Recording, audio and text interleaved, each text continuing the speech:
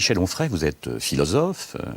La philosophie prend en vue la totalité de l'humain et se nourrit de tous les savoirs disponibles. Et par conséquent aussi de tous les objets de connaissance, de toutes les pratiques, de toutes les formes, au fond, de l'activité humaine, à commencer par le sport. Alors, quel est ce regard que vous portez sur cette activité particulière que la philosophie n'a pas à négliger ou à mettre de côté ?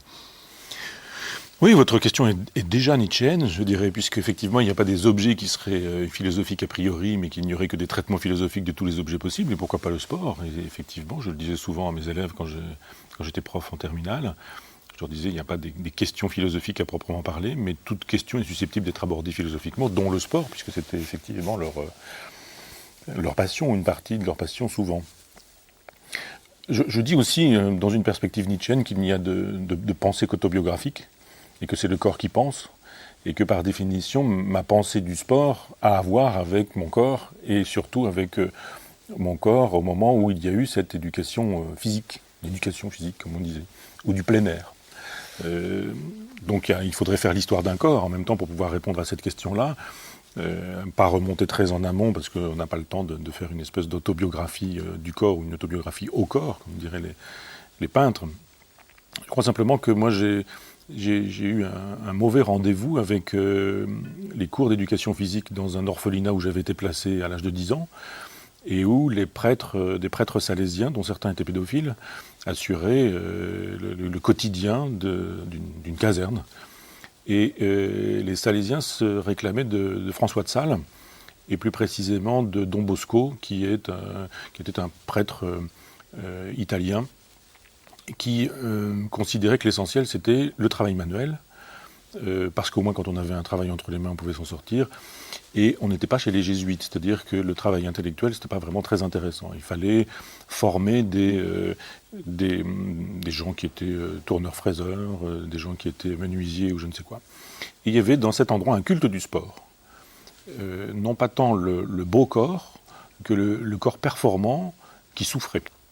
Donc, dans cet endroit où je sortais toutes les 3 semaines au départ et puis 15 jours ensuite, on avait une douche par semaine et du sport tous les jours. Donc on avait du sport et une activité qu'on appelait le plein air, qui était plutôt une occasion de faire du foot, de se retrouver sur des terrains ensemble, à se salir, à se crotter, à générer de la sueur, de la transpiration, de la bave, du sang de temps en temps. Donc je n'ai pas aimé le sport, et j'étais doué en sport. Donc j'avais de bonnes performances, jusqu'en terminale.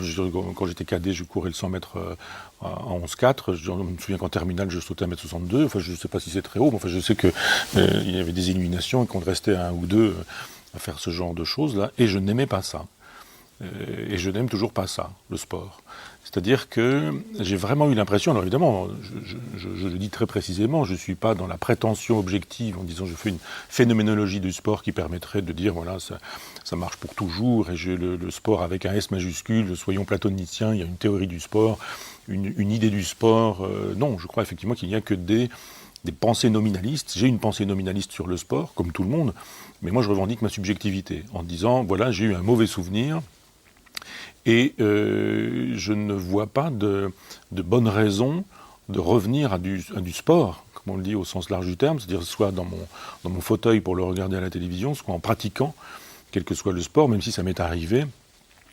Une époque où je faisais du tennis, où je ne buvais pas, je ne fumais pas, je n'étais pas stressé, où j'ai fait un infarctus. Donc effectivement, quand on dit le sport c'est bon pour la santé, etc., j'ai tendance à croire que ça fait partie d'une religion, et que cette religion n'est pas forcément une religion révélée. Ou du moins qu'elle l'est révélée par des gens qui ont intérêt à ce qu'on puisse le penser. Je crois qu'il n'y a pas de sport sans politique du sport. C'est à associer ces deux termes avec l'étymologie de polis, c'est-à-dire la cité. C'est-à-dire c'est le corps dans la cité qu'on éduque, qu'on instruit. Et il n'est pas étonnant, je dirais, que dans une civilisation judéo-chrétienne, on puisse penser le sport dans la logique masochiste de la souffrance qui est une jouissance. Je pense que le christianisme, il faudrait beaucoup de temps aussi pour expliquer comment le christianisme s'est constitué, mais enfin, il s'est surtout constitué à partir de saint Paul, beaucoup plus qu'à partir de Jésus. Et saint Paul était assez probablement un impuissant des problèmes sexuels qui s'est mis à névroser le monde pour pouvoir vivre avec sa névrose, et qui a considéré que le corps était le grand ennemi, que les femmes étaient une catastrophe, que le désir, la pulsion, la libido, la sexualité, la sensualité, tout ça c'était effrayant, que la chasteté c'était la vérité, et que d'une certaine manière, la jouissance elle était dans la souffrance. On s'est mis à nous proposer l'imitation du corps du Christ ou l'imitation du corps de Jésus. Alors l'imitation du corps de Jésus, c'est pas compliqué, c'est l'imitation d'un corps qui ne boit pas, qui ne mange pas, qui ne fume pas évidemment, mais qui est dans le symbole. On ingère du symbole. Si Jésus boit, c'est du sang. Si c'est du vin. Si c'est du vin, c'est parce que ça annonce le sang, la passion, etc. S'il mange, c'est du pain azime, etc. Enfin bon, on connaît l'histoire. Mais sinon, il ne mange pas de dattes, de figues, comme il aurait pu en manger s'il avait été vraiment l'homme qu'on dit qu'il fut. Après, on nous dit, voilà, il faut imiter le corps du Christ, et le corps du Christ, c'est l'homme crucifié, supplicié, avec les plaies, avec le sang, et puis avec la mort au bout. On a toute la logique de l'imitation du martyr, en nous disant l'imitation de la vie de Jésus souffrant, de Jésus mourant, ça c'est la vérité, ça c'est la jouissance. On a toute la logique des extases mystiques, dans la douleur. Il suffit de lire Jacques de Voragine, par exemple, et la légende dorée pour voir comment les gens jouissent d'être décapités, éviscérés, maltraités, torturés, ébouillantés, etc. Et on demande aux femmes d'imiter le corps d'une vierge et mère de famille.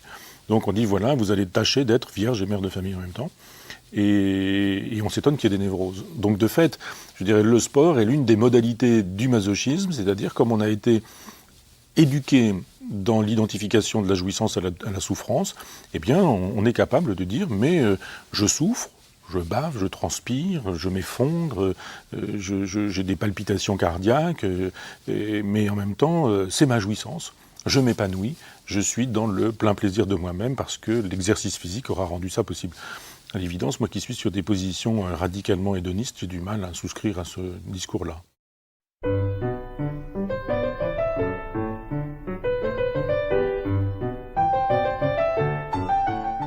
Lorsque vous soulignez le caractère inconciliable du sport et de l'hédonisme, c'est peut-être pas le sport en général, c'est peut-être une certaine idée du sport ou une certaine version culturelle et sociale du sport. Lorsque vous vous référez par exemple au christianisme, c'est vrai qu'il y a la figure du père du désert qui dit « je tue ce qui me tue » à l'égard du corps. Mais le corps ne se réduit pas simplement à cette figuration du corps. Dans le sport, le corps peut être aussi un corps triomphant.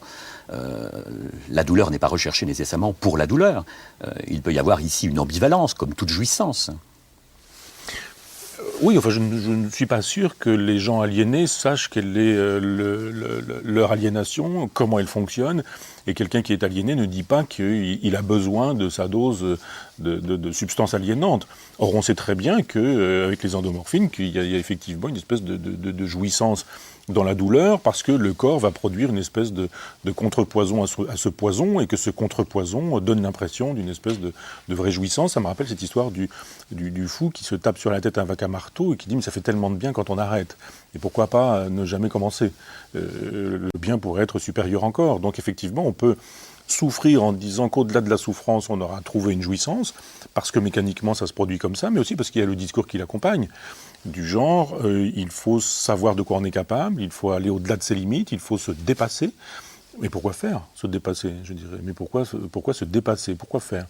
Courir toujours plus vite, battre ses propres records, être capable de sauter plus haut, de sauter plus loin, de faire le nécessaire pour que ce soit le cas, c'est-à-dire faire ce qu'il faut pour ne jamais être content de soi, ou pour l'être de temps en temps, c'est-à-dire 9 fois sur 10 on n'est pas content de soi, puis 1 fois sur 10 on l'est parce qu'on s'est dépassé.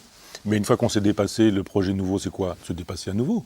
Donc il faut recommencer à entretenir la machine, et je trouve qu'effectivement c'est une espèce de travail de Sisyphe. C'est un tonneau des Danaïdes. C'est-à-dire on remplit, et puis ça se vide en permanence. Et puis on découvre un jour qu'on ne peut pas forcément remplir le tonneau, parce que le tonneau vieillit, parce que le tonneau fait eau de partout, parce qu'on a son âge, et puis parce que les performances qu'on faisait, on les fait de moins en moins facilement, puis après on ne les fait plus du tout, puis après on sait qu'on ne les fera plus jamais. Donc il y a une espèce de frustration à l'idée de savoir que ça devrait se passer comme ça. Enfin, on sait que ça devrait se passer comme ça. Maintenant vous avez raison, soyons nominalistes, le sport, c'est normalement censé couvrir aussi bien la performance de quelqu'un qui fait du sport professionnel, haut de gamme, ou qui gagne, je ne sais quoi, une médaille olympique ou un Tour de France. Et puis il y a le sport du guichetier du Crédit Agricole qui prend son survêtement et qui s'en va faire 3 fois le tour d'un parc tout juste à côté du périphérique où les voitures balancent leur gaz d'échappement. Ça, c'est du sport aussi. Pourquoi, par exemple, la boxe, c'est du sport, le tennis, c'est du sport, et la danse, ça n'est pas du sport? Pourquoi est-ce qu'il y a des activités physiques qui ne sont pas présentées comme des activités sportives? Est-ce que la danse d'agrément, c'est du sport? Est-ce que le yoga, c'est du sport? Qu'est-ce qui fait qu'effectivement, on aura dit ça c'est du sport, ça n'est pas du sport, ça c'est du sport d'agrément, ça c'est du sport de compétition?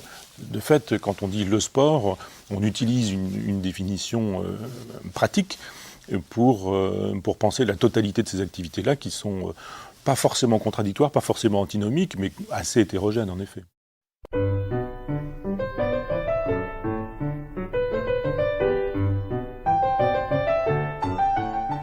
S'il y a eu auparavant, peut-être dans le monde antique, le sport ou l'activité physique comme accomplissement et non pas comme dépassement de soi, cette opposition, cette distinction entre l'accomplissement de soi, de son excellence, et d'un autre côté le dépassement de soi, c'est quelque chose aussi qui est présent de manière ambivalente dans le sport aujourd'hui. Même dans la compétition la plus extrême, il y a en même temps quelque chose qui peut relever de cet accomplissement de soi. Oui, mais je pense que c'est l'éthologie qui nous permet de comprendre le sport. Et qu'il y a de l'accomplissement de soi parce que, effectivement, on est tous dans des logiques de mal dominant, mal dominé, possession de territoire, marquage de territoire. On sait très bien que ça se passe comme ça. Enfin, quand on nous dit l'important c'est de participer, l'important c'est le beau geste, l'important c'est l'apprentissage d'un certain nombre de valeurs éthiques ou ce genre de choses, c'est la poudre aux yeux. On sait bien que l'important c'est de massacrer l'adversaire, l'important c'est de gagner, l'important c'est d'avoir la première place, l'important c'est d'avoir réussi à écraser l'équipe adverse et que c'est plutôt comme ça que ça se passe. Donc on pourrait dire, pour parodier Clausewitz qui disait que la politique c'est la guerre continuée par d'autres moyens, dire que le sport c'est la guerre continuée par d'autres moyens. Et c'est une guerre civilisée, parce que quand normalement on dit allez, eh bien on y va, quand on dit arrêter, on arrête, quand il y a un arbitre qui fait savoir que ça s'arrête, enfin. Mais on pourrait imaginer que le combat des Horaces et des Curiaces finalement représente assez bien le passage de la guerre au sport.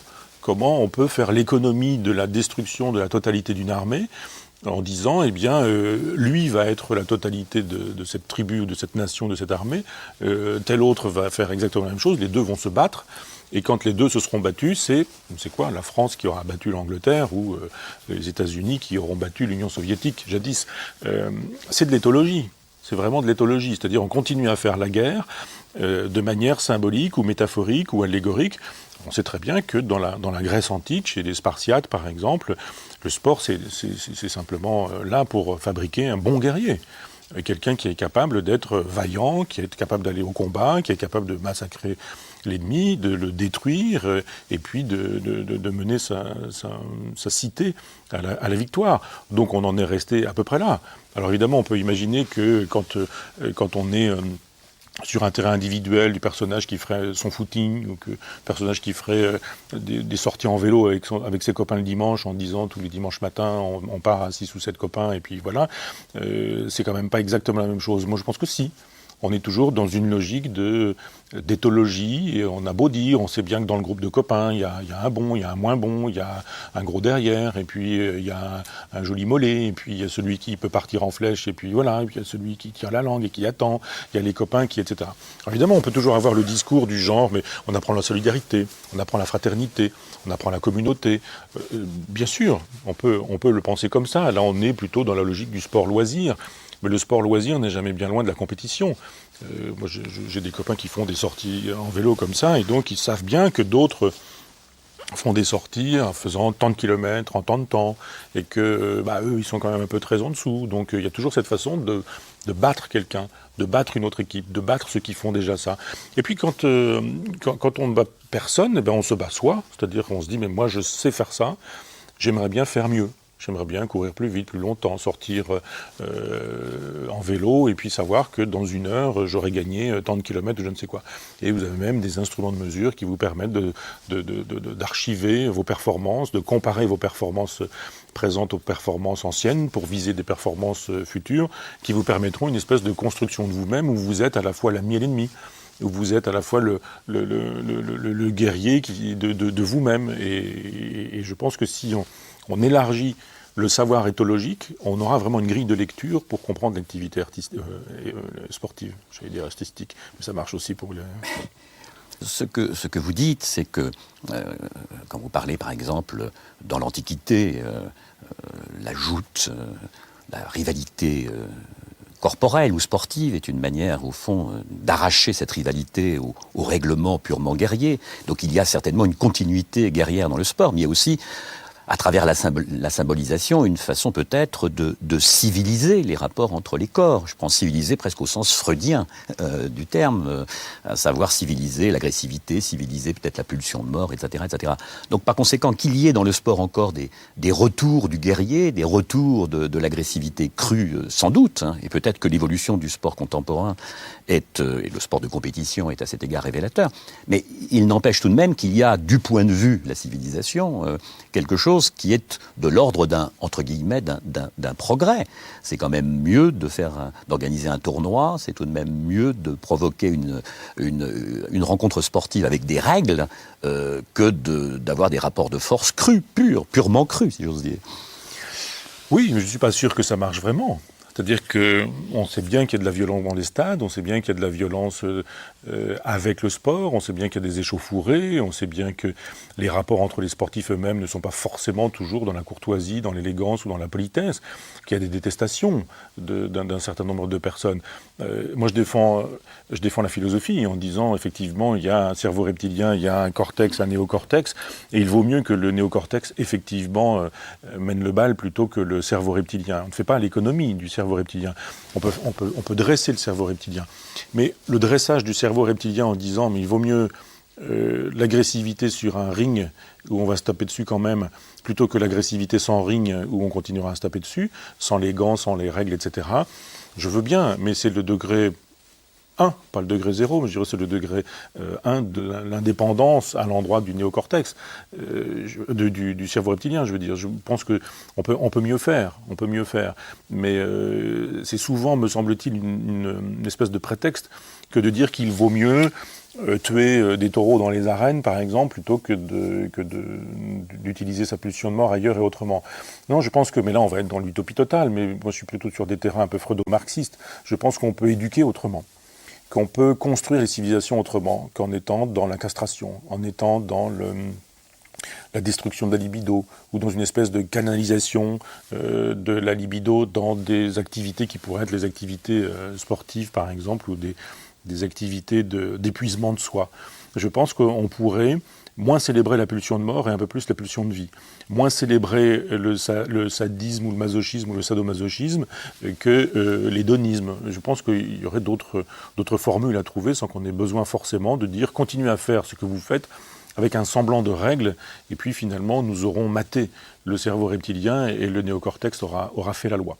Oui, c'est un progrès, à l'évidence, j'aurais mauvaise grâce à dire que ça n'en est pas un, mais je préférerais d'autres progrès encore.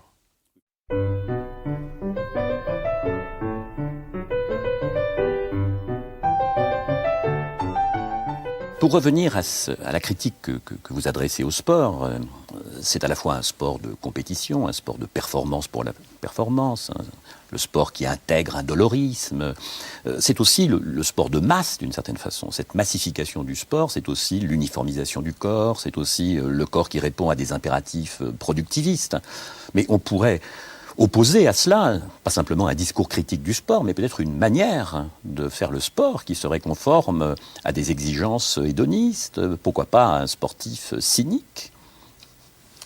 Au sens fort du terme, au sens Diogène, au sens philosophique. Au sens Diogène, au sens cunisme, comme disent ceux qui veulent éviter la confusion. Absolument, oui, non, parce que s'il s'agit d'inviter au cynisme trivial, je dirais, on est dedans, hein, oui. On est complètement dedans.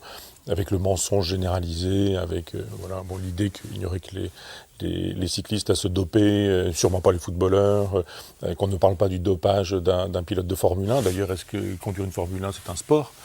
est-ce qu'un sport mécanique c'est un sport ou est-ce que la performance est mécanique? Jusqu'où est-elle dépendante de la performance physique? Est-ce qu'il n'y a pas effectivement un certain nombre de pharmacopées qui sont destinées aux tireurs, aux personnages qui, comme par hasard, va faire le tour du monde en bateau et ne va jamais dormir en prétendant qu'il fonctionne à l'eau claire ou ce genre de choses. Donc effectivement, on est dans des logiques qui supposent que le corps soit performant, mais qu'en même temps il soit dopé, et qu'on aille chercher en dehors du corps ce que le corps ne serait pas capable de faire lui-même. Maintenant, l'idée qu'on pourrait aller solliciter le corps lui-même pour faire de sa performance une performance hédoniste, tout suppose une définition a priori du plaisir. Le plaisir, il n'est pas le même pour tout le monde. Il y a des gens dont la jouissance consiste à faire souffrir ou à souffrir. C'est pourquoi il faut se dire qu'on ne naît pas avec un tropisme hédoniste a priori, même si on nous dit que les enfants ont tendance a priori à fuir la douleur et à chercher le plaisir, certes, mais au fur et à mesure d'une éducation, on va bien voir que le plaisir ne va pas être le même pour l'un, pour l'autre et pour un troisième. Il y a des gens à qui on fera un plaisir immense en offrant une place pour la finale de la prochaine Coupe du Monde de football. Moi, ce serait une punition si on m'offrait ce genre d'entrée. Donc, j'ai pas le même plaisir. À l'inverse, si on m'offrait une place pour Bayreuth la saison prochaine, ce serait un vrai plaisir. Et ce serait peut-être la punition pour celui qui, lui, aura acheté la place pour la Coupe du Monde de football. Donc, les plaisirs sont hétérogènes parce que nous avons été construits différemment et chacun trouve son plaisir là où il peut. Parce qu'il aurait eu une histoire particulière. Donc je veux bien qu'un hédoniste puisse penser le sport, mais ça c'est à faire ensemble, je dirais, avec des sportifs qui pourraient m'apporter la contradiction en me disant que leur plaisir n'est pas un plaisir masochiste et qu'ils m'en feraient la démonstration, ils me le prouveraient, ils me le montreraient, en expliquant pourquoi, comment et de quelle manière. Et je serais preneur de ce genre d'informations-là. Moi, je suis spinoziste sur ce terrain-là. Ni rire, ni pleurer, mais comprendre. Il ne s'agit pas de dire masochiste, donc c'est pas bien. Il s'agit de dire que le masochiste est celui qui jouit dans la douleur qu'il s'inflige. Point à la ligne. Je ne dis pas vous feriez mieux de jouir dans un plaisir que vous vous infligeriez ou que vous procureriez à votre voisin. Moi, c'est ce que je pense. Je pense qu'effectivement, il vaut mieux la pulsion de vie, il vaut mieux l'hédonisme, il vaut mieux la jouissance partagée, et il vaut mieux la jouissance construite sur la pulsion de vie plutôt que sur la pulsion de mort, construite sur la jubilation plutôt que sur la destruction ou quelque chose qui ressemblerait à la destruction. Je pense simplement que, je suis très anti-freudien, mais en même temps je pense que Freud a dit quelquefois des choses utiles, mais qu'effectivement les civilisations se constituent sur les renoncements. Et que le sport est une métaphore du renoncement, de la sculpture de soi dans la passion triste, pour faire de telle sorte que, catharsis aidant, sublimation aidant, utilisons le vocabulaire qu'on voudra, un coup d'Aristote, un coup de Freud, mais effectivement, on aurait des individus qui produiraient comme ça une espèce de construction d'eux-mêmes à partir de la sculpture de leur passion triste. Pourquoi pas, ça renvoie à la question que vous posiez tout à l'heure, ça ne gêne personne. Je parle souvent de Chamfort disant « jouir fait jouir sans faire de mal ni à toi ni à personne », voilà toute morale. Bon, là on est dans le jouir, peut-être faire jouir aussi des téléspectateurs, des spectateurs, des gens avec qui on s'affronte ou on combat. Est-ce que pour autant on peut ajouter sans faire de mal ni à soi ni à personne? Bon, à personne, oui, on peut imaginer que ça ne concerne que soi, mais je ne suis pas bien sûr. Il y a quand même une souffrance qu'on s'inflige. Je ne parle même pas de ceux qui, pour faire une performance, acceptent de se détruire momentanément pour savoir qu'ils se détruiront même au fur et à mesure et qu'ils sont prêts à amputer leur capital existentiel, ou leur capital d'existence, en se disant, mais peu importe, le choix d'Achille d'une certaine manière. C'est-à-dire, je préfère une vie brève mais magnifique, plutôt qu'une vie longue et effrayante, et je préfère avoir une médaille olympique en sachant très bien que je vais raccourcir mon espérance de vie parce que j'aurais pris les mauvaises substances ou parce que j'aurais fait du mal à mon corps ou parce que j'aurais détruit mon corps, plutôt que de ne jamais avoir des jouissances du stade, et puis d'avoir 10 années de plus comme un retraité qui terminerait son existence dans un sinistre hospice.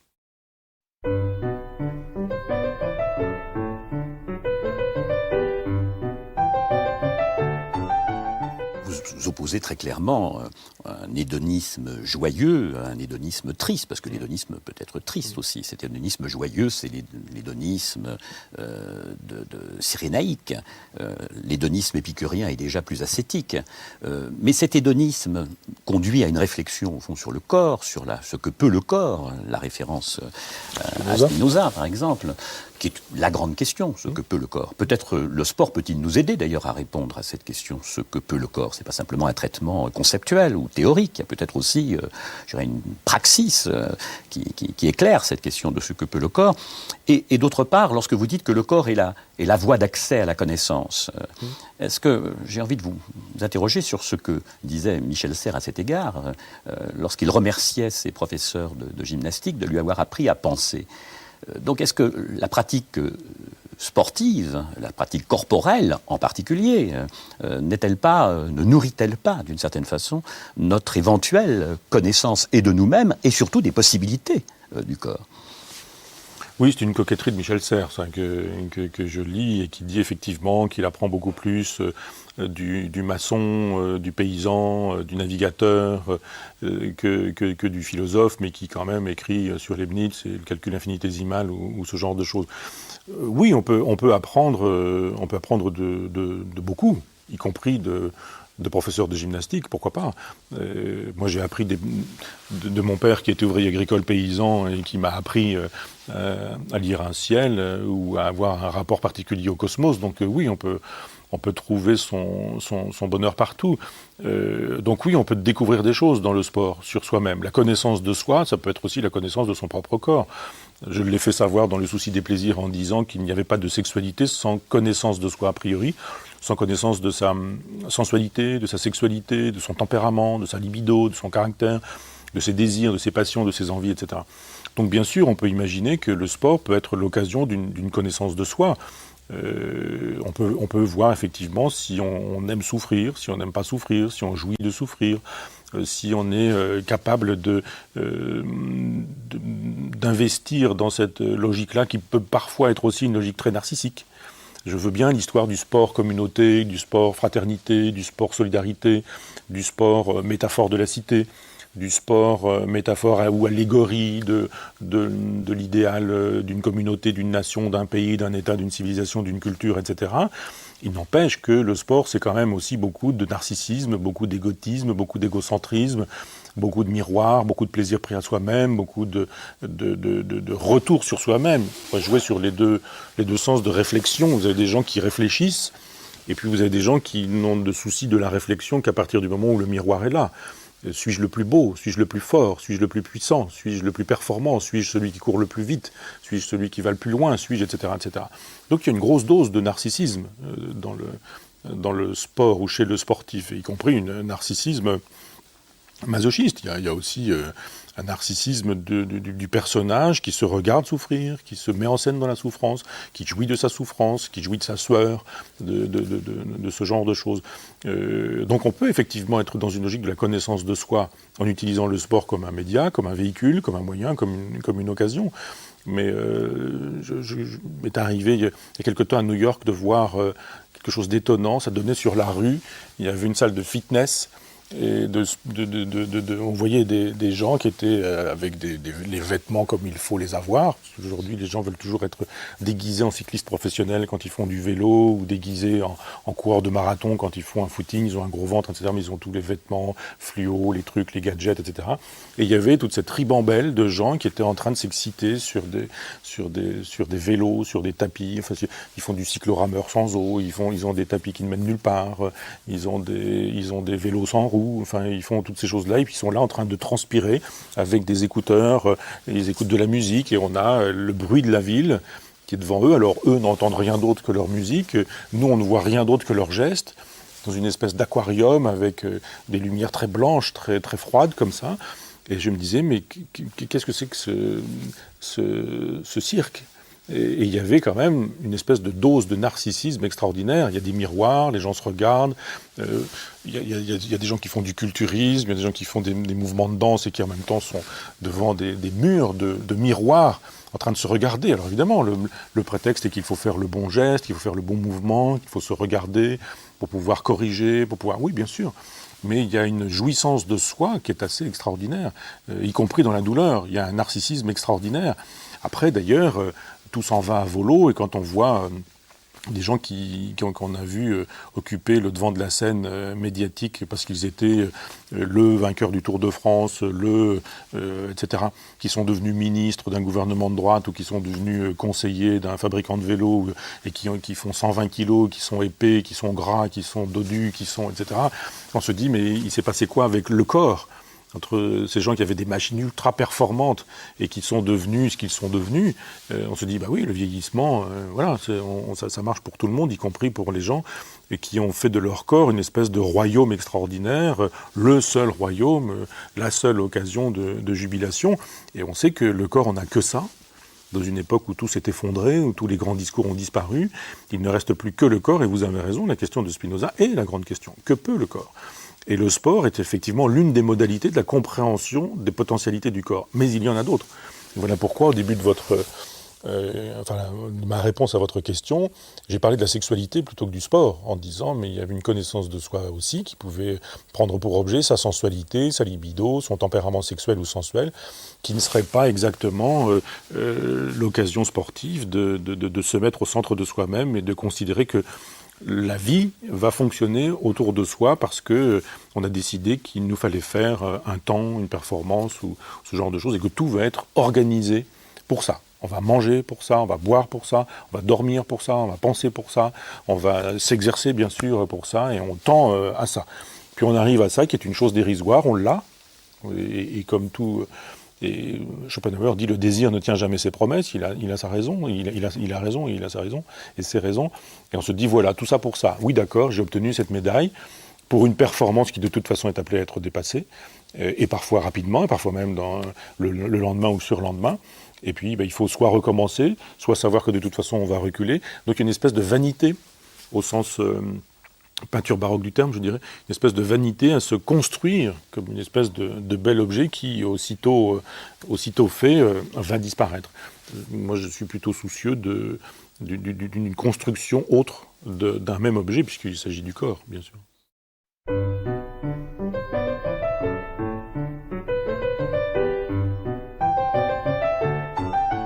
Ce que le sport peut éclairer... c'est cette idée d'anticipation du corps. Le corps qui anticipe, à la fois ça confirme ce que disait Spinoza, mais aussi ce que les neurosciences précisent. C'est-à-dire qu'il y a, dans l'activité même cérébrale, finalement, on peut repérer une activité qui anticipe la conscience que l'on a, par exemple, d'un geste, ou de ce que l'on baptisait de façon un peu facile et idéaliste les décrets de la volonté, les décrets libres de la volonté. Ou ce que vous, ce que vous dites, lorsque vous parlez d'apax, par exemple, existentiel, ça, ces moments d'épiphanie existentielle, et en particulier, vous parliez tout à l'heure d'un infarctus qui vous avait touché, et qui, d'une certaine façon, va anticiper, une certaine manière, pour votre pensée, de se rapporter à elle-même, en même temps que de se rapporter au corps. Oui, mais l'anticipation, elle est partout dans le corps, et pas seulement dans le muscle. C'est-à-dire que il y a un rapport de soi à soi qui suppose un rapport de soi à ses muscles, un rapport de soi à son intelligence, un rapport de soi à soi par le cerveau. Et l'idée qu'on aurait besoin du sport pour anticiper des gestes qui ne sont finalement que des gestes réflexes, parce que le corps est une mémoire, parce qu'on ne se dit pas à chaque fois qu'on marche qu'il nous faut marcher comme ceci, comme cela, ou à chaque fois qu'on va prendre un objet qu'il nous faut faire tel type de mouvement, et que. Non, on sait bien qu'il y a une mécanique qui suppose qu'on marche un peu comme ça, parce qu'on a pris des habitudes, et moi il m'arrive de temps en temps dans des conférences d'assister à moi-même comme une espèce de tiers, parce qu'effectivement j'assiste à la pensée qui me prend en otage, ou qui prend mon corps en otage, parce que ma pensée va vite, la phrase va encore plus vite, et puis je cours éventuellement après, parce que je trouve que la pensée va encore plus vite, mais on n'a pas besoin du sport pour ça. Alors oui, bien sûr, on peut imaginer que le sport sera l'occasion de voir qu'on aura fait un geste avant que d'avoir pensé à ce geste. Mais c'est une erreur que de croire que la conscience est nécessaire. Ça, c'est une espèce de vieille réminiscence de la phénoménologie. Il faudrait que la conscience soit conscience de quelque chose. Non, il y a des choses qui se passent dans le corps et qui supposent de quelque chose, mais sans que pour autant la conscience soit là comme une espèce de conscience d'elle-même. L'idée qu'il faudrait que la conscience soit conscience de soi est une idée de normalien. La conscience, elle n'a pas forcément besoin d'être conscience de soi. Non, la conscience, elle a la nécessité d'être une conscience de situation. Nous ne sommes que dans des situations. Et la conscience, elle est là en permanence. Elle est dans la vigilance, parce que nous sommes des animaux et qu'on sait très bien qu'il y a des sollicitations olfactives, visuelles, diverses et multiples, et que ces sollicitations-là, elles vont directement au cerveau reptilien, et que le cerveau reptilien, il n'a pas le temps d'attendre que le néocortex ait fait son travail pour dire « attention, ça va être dangereux », on a déjà retiré sa main, parce qu'on sait que, parce que le corps a compris évidemment qu'il y avait danger à la laisser ici, puisqu'on a un foyer de chaleur ou quelque chose dans ce goût-là. Donc je crois qu'on n'a pas besoin du sport pour ça. C'est la mécanique du corps qui a ses vitesses propres, et les vitesses du corps ont à voir avec ce qui reste de mammifère en nous, c'est-à-dire tout. Et on est sur des questions comme la vie, l'amour, la mort, l'alimentation, la survie, enfin dans toutes ces logiques-là, on sait très bien que le cerveau reptilien va très vite, et que la conscience suit. La conscience, elle est un peu derrière, et elle arrive, et puis voilà. Et de temps en temps, de fait, quand on est dans une conférence et qu'il y a une espèce de longue habitude de la guerre, qui est toujours la philosophie, eh bien, on a une pensée qui se déploie, et on sent bien qu'elle n'est pas forcément filtrée par le cortex, et que, ou du moins, il y a quelques secondes qui peuvent ne pas être totalement filtrées, et on peut voir que quand ce filtrage n'a pas eu lieu, la conscience va faire son travail, mais elle est toujours après. La conscience, elle est aussi comme la chouette de Minerve, je dirais, elle prend son envol la nuit tombée, quand la chose a déjà eu lieu.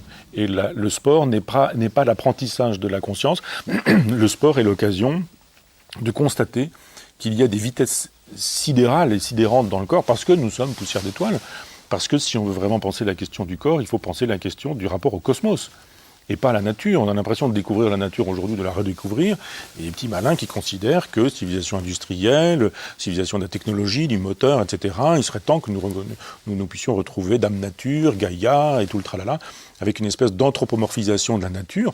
Mais la nature, c'est le cosmos. C'est pas l'écologie qui dit la vérité de notre être, c'est la cosmogonie, ou c'est l'astrophysique. Et quand on sait effectivement que ce qui anime la totalité des cosmos, à savoir l'attraction universelle, la fondation d'une planète, la création d'un soleil, l'effondrement d'une masse sur elle-même et la production, etc. Tout ça a généré le corps qui est le nôtre. La production de notre corps, elle a à voir avec quelque chose qui renvoie à un déterminisme absolu. On est dans le déterminisme le plus absolu, dans la nécessité la plus grande. Que nous ayons une conscience, une capacité à la réflexion, une capacité au langage, que nous puissions habiller de tout ça de discours véritables, mais aussi de discours fictifs. Il y a beaucoup de fables, il y a beaucoup de légendes, il y a beaucoup de mythologies pour empêcher que nous pensions cette vérité crue, que nous ne sommes qu'une pure nécessité. On hérite d'un corps avec lequel il nous faut faire, et la plupart du temps, on ne sait pas que la conscience, elle suit. Elle est là vraiment comme une espèce d'organe, une espèce d'appendice qui n'est pas nécessaire. Il y a plein de gens qui vivent sans la conscience d'eux-mêmes, sans la conscience de soi, le fait que nous soyons des homo sapiens sapiens, c'est-à-dire l'homme qui sait mais qui sait qu'il sait. C'est bien pour une définition de dictionnaire, mais il y a beaucoup d'hommes qui ne savent pas qu'ils savent. Et il y a même beaucoup d'hommes qui ne savent pas.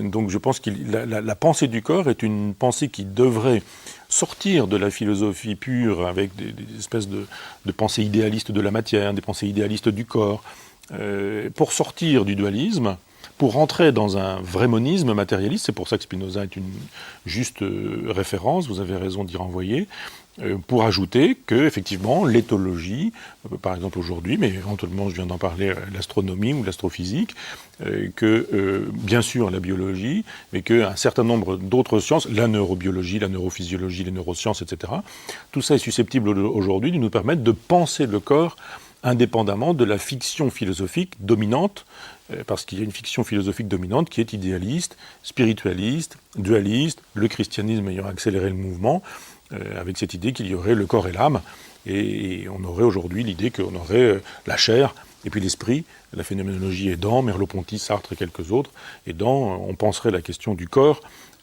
sur le terrain de la phénoménologie. Moi, je pense qu'on n'a pas besoin de la phénoménologie pour penser le corps, mais qu'un peu plus de science nous permettrait un peu plus de sagesse philosophique sur la question du corps.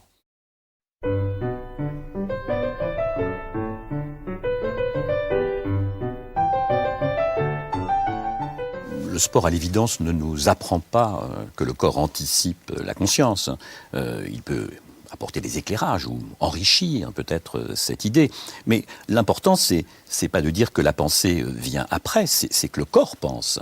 Et au sens spinoziste du terme, et en particulier les commentaires qu'en fera éventuellement Deleuze, dire que le corps pense, c'est-à-dire qu'il y a un inconscient, finalement, qui serait un inconscient du corps, qui n'a rien à voir avec l'inconscient freudien. C'est l'occasion de faire la part entre, d'un côté, un sport qui donnerait droit à cette pensée du corps, et puis un sport qui peut être le sport de compétition, le sport de masse, le sport tel qu'il est devenu, qui est un sport, si j'ose dire, sans âme, et peut-être un corps sans âme. Oui, je pense que la question du corps, elle n'est pas pensée de toute façon par les sportifs, qui sont dans des logiques de performance, dans des logiques autres. C'est éventuellement l'intellectuel qui pense le corps de cette manière-là, éventuellement l'intellectuel qui fait du sport, qui tient ce type de discours-là. Mais je ne suis pas bien sûr que chez le coureur, chez le cycliste, chez le pédaleur, chez le je sais pas quoi, enfin chez le personnage qui pratique une activité sportive, il y ait autant à dire ou il y ait autant à voir. Il y a parfois une espèce tout simplement de nécessité d'user des passions tristes ou de consommer quelque chose qui sinon ferait exploser la machine. Je pense qu'il y a des gens dont l'activité sportive est motivée par le fait qu'ils ont besoin d'un exutoire et que sans cela, ils imploseraient. Donc il faut aussi penser ces choses-là. Il n'y a pas que des spinozistes qui font le marathon, par exemple, ou que des marathoniens spinozistes. Il y a surtout des gens qui ont besoin de ça parce que la charge dont ils sont porteurs a besoin d'un écoulement sous peine de quoi il y aurait implosion, explosion ou difficulté à être ou à vivre. Je pense qu'il faut compter aussi avec ce type d'énergie qui menace débordement, des espèces d'énergie noire qui menaceraient débordement et qui supposerait qu'effectivement il y ait des lieux pour canaliser tout ça. Et de fait, on ne fait pas par hasard une activité plutôt qu'une autre. Il y a des activités dans lesquelles on se fait démolir le portrait, si on ne fait pas par hasard de la boxe, et puis des activités dans lesquelles on est plus ou moins, je sais pas, dans la grâce. Le patinage artistique, par exemple, qui me fait toujours sourire. C'est toujours consternant de voir les vêtements de carnaval des gens qui font du patinage artistique. Mais bon, on ne choisit pas par hasard, effectivement, d'être Candeloro ou je sais pas quoi, ou Zidane ou d'autres. Donc on choisit des endroits dans lesquels on est susceptible d'épuiser la vitalité qui sinon nous épuiserait. Et alors après, il faut faire de la sociologie. On sait très bien qu'il y a des endroits dans la société qui nous conduisent plus directement au golf qu'au vélo, par exemple. Ou au football, encore que. C'est-à-dire un footballeur qui porte des lunettes, on a l'impression que c'est une provocation. Alors que, pourquoi pas, je veux dire, on a quelques-uns qui en font la démonstration. Il y a des footballeurs qui ont des bibliothèques. J'ai entendu ça hier à France Inter, puisqu'on allait visiter la bibliothèque de l'un d'entre eux. C'est très bien. Après, on va trouver dans les activités sportives, des occasions de gérer telle pulsion qui sinon menace l'intégrité du corps. Et c'est très bien, d'une certaine manière, c'est très bien que chacun puisse penser son corps de cette manière-là, puisse user, au deux sens du terme, son corps comme ça, ou user de son corps comme ça, parce que, effectivement, la civilisation vit du renoncement de chacun à ses pulsions, et que tout le monde n'a pas la chance d'être philosophe, on dira, c'est-à-dire de pouvoir sublimer. La sublimation, quand on est peintre, artiste, quand on est chanteur, musicien ou autre, qu'on est dans un domaine artistique, eh bien c'est un bonheur. D'abord parce que ça peut durer une vie entière, et puis d'autres sont dans la sublimation sportive. Mais on sait très bien qu'on ne peut pas être performant toute son existence corporellement, qu'il y a un moment où effectivement ce qu'on a fait, on ne le fera plus. Et puis un moment où on ne peut même plus rien faire du tout parce que le corps ne répond plus. Donc il y a aussi, pas aller faire une espèce de psychanalyse du sportif, mais on ne choisit pas forcément ses issues de secours, et on est parfois choisi par elles, mais il y a effectivement des issues masochistes qui, comme par hasard, sont masochistes jusqu'au bout, puisqu'elles vous contraignent un jour à savoir que vous serez contraint, vous serez obligé de renoncer à elles parce que votre corps ne suivra plus. Alors qu'on peut être peintre ou compositeur ou musicien pendant très longtemps, plus longtemps.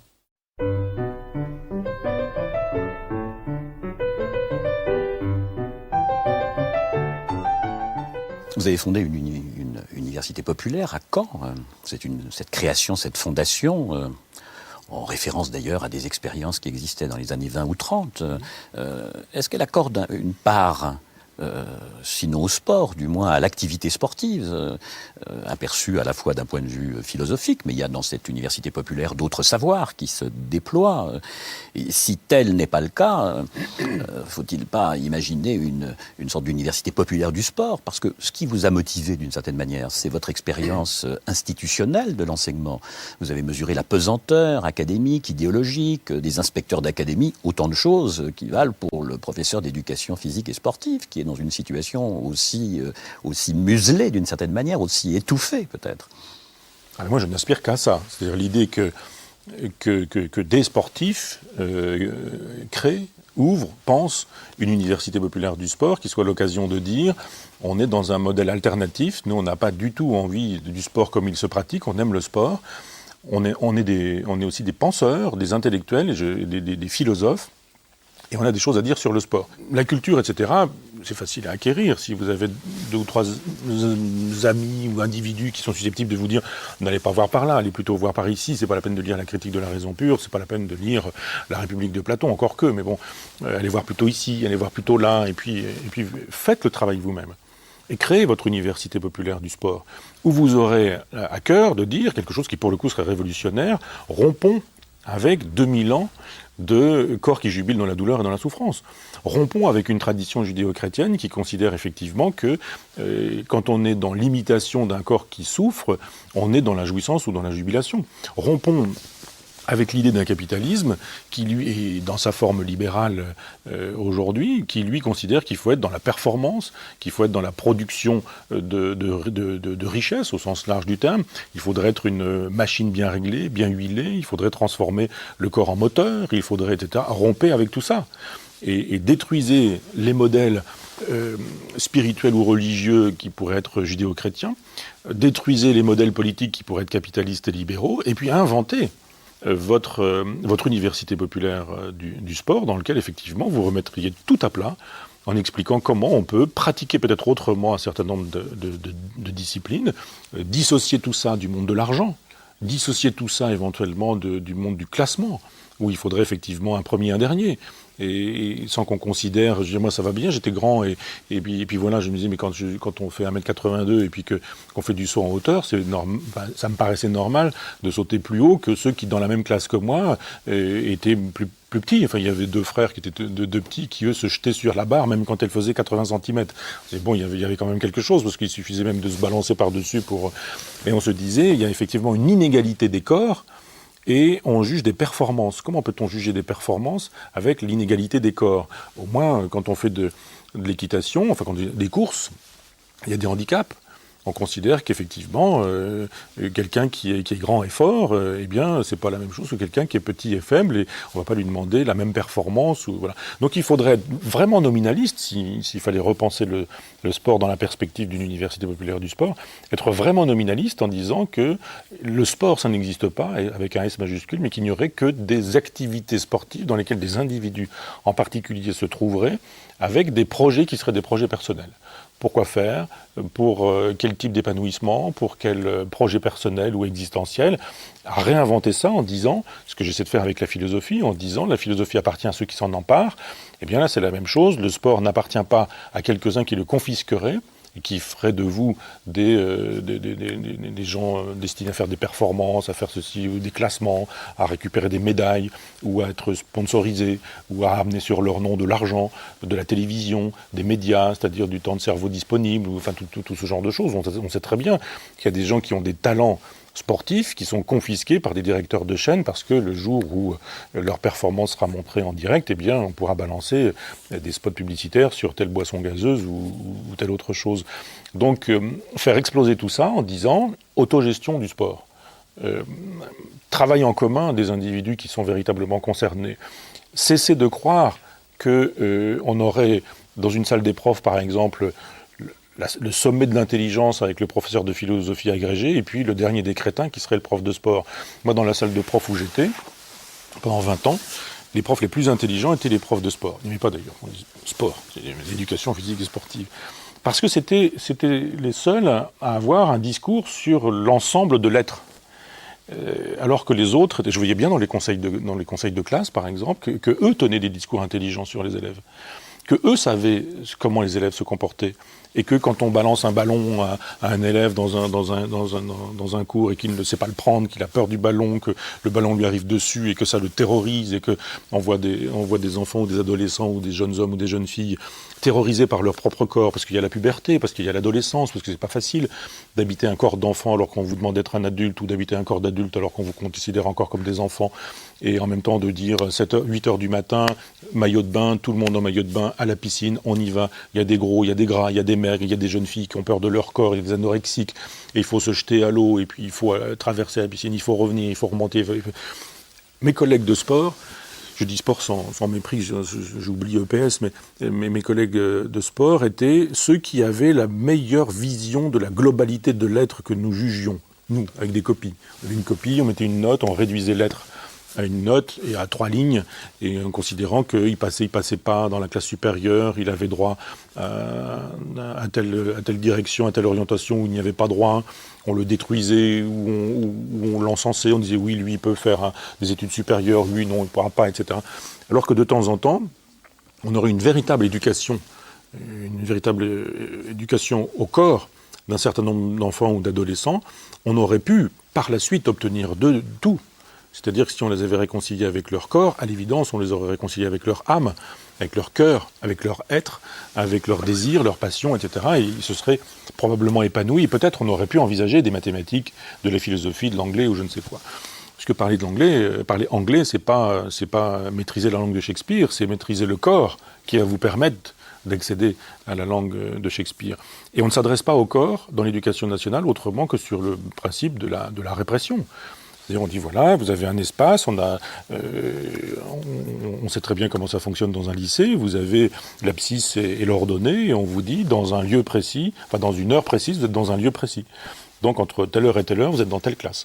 Et quand vous êtes dans telle classe-là, vous êtes à telle place. Parce que vous avez des profs qui font des plans en disant voilà, vous êtes à cette place-là et puis vous ne changez pas. Cette place-là, ça veut dire que vous l'occupez, c'est un volume de, je ne sais pas, enfin de combien de mètres cubes, mais c'est rien du tout. Et on vous dit voilà, vous allez passer 8 heures dans la journée, ici, assis, à écouter, à ne faire fonctionner que théoriquement un cerveau qui aurait 2 yeux et 2 oreilles, et puis vous n'avez pas de corps, vous n'avez pas de désir, vous n'avez pas à avoir faim, vous n'avez pas à avoir soif, vous n'avez pas à être fatigué, vous n'avez pas à savoir à quelle heure vous êtes couché, vous n'avez pas à savoir si vous avez des problèmes de santé, on ne veut rien savoir de tout ça, votre corps n'existe pas. Et puis le jour où on dit votre corps existe, eh bien on lui dit allez hop, on le plonge dans la piscine, on le met sous la neige, on le fait courir le plus vite possible, on le fait sauter sur des machins, etc. Puis on dit hop, maintenant vous revenez et on redémarre, cours de philo, cours d'histoire, cours de sciences éco ou je ne sais quoi. Donc effectivement, il faut que les gens dont le métier soit le sport ou l'éducation physique et sportive, que ces gens-là s'emparent de cette discipline-là en disant mais nous on sait, on en a marre des inspecteurs, des directives, de la civilisation, de la culture, de la tradition, de 20 siècles, de 25 siècles, parce qu'on peut remonter, ou même 26, 27 jusqu'à Homère. On peut imaginer que de Homère, qui considère qu'il n'y a de beaux corps, que de vrais corps, que de beaux corps, à Sartre qui considère qu'il faut être sale, qu'il ne faut pas se laver, qu'il faut sentir mauvais, parce que ça n'importe la transcendance de l'ego. Et il y a tout un chantier à détruire, au sens métaphorique et allégorique du terme, et un autre chantier à construire. Il y a une histoire de la philosophie qui a été totalement oubliée, muselée, cachée, détruite, pas éditée, pas traduite, pas diffusée, pas enseignée à l'université, on ne fait pas de thèse, pas de maîtrise, enfin de master comme on dit maintenant.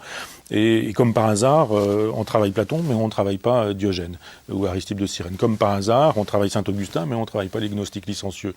Les sensualistes, les empiristes, les matérialistes, les gens qui disent il y a du corps, il y a de la chair. Moi, j'ai jamais entendu parler de Condillac quand j'ai fait mes études. Locke, très peu, pas du tout. L'empirisme anglo-saxon, jamais. L'utilitarisme non plus, rien. Alors que ceux qui auraient le souci de penser le sport en dehors d'une tradition judéo-chrétienne et platonicienne, eh bien, trouveraient là un matériau considérable. Nietzsche dit que le matérialiste, c'est celui qui dit « contente-toi du monde donné ». Contente-toi du monde donné. Et de fait, on pourrait dire « contente-toi du corps donné et fais avec ». Et que la vérité du discours philosophique sur le sport, il sera tenu par des sportifs qui se seront souciés de philosophie.